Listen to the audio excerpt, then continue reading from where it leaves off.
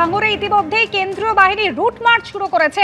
ভাঙড়ের ঘটকপুকুর এলাকায় চলছে রুট মার্চ। আমাদের প্রতিনিধি পার্থপ্রতিম ঘোষ সরাসরি রয়েছেন আমাদের সঙ্গে। পার্থপ্রতিম, ইতিমধ্যেই 480 কোম্পানি কেন্দ্রীয় বাহিনী এসে পৌঁছেছে, আর ভাঙড়ে এবার কেন্দ্রীয় বাহিনী রুট মার্চ।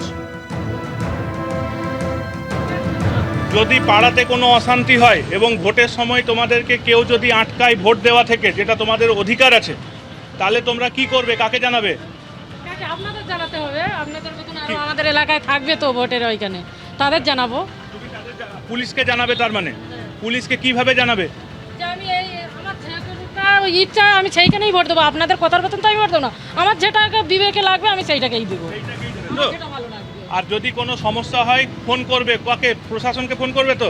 কত নম্বরে জানো? না, ওটা জানা নেই। জানো নাই তো? 100 100তে ফোন করলে পুলিশ তৎক্ষণাৎ হেল্প করার জন্য যাবে। ঠিক আছে?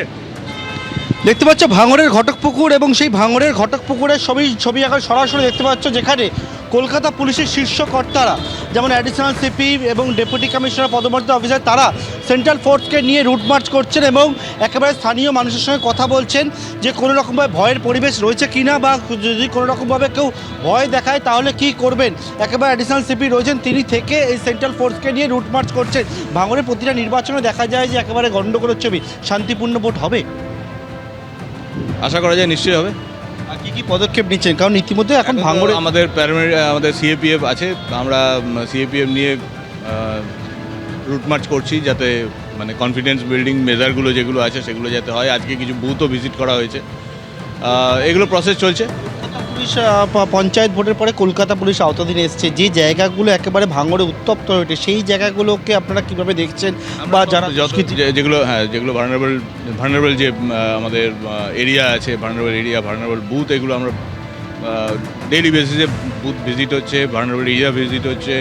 এছাড়া ট্রাভেল মঙ্গার্স, যেটা আমাদের প্রত্যেক থানায় একটা করে লিস্ট থাকে ট্রাভেল মঙ্গার্স, তাদেরকে আমরা তাদের এগেনস্টে প্রিভেন্টিভ মেজার্স নিচ্ছি।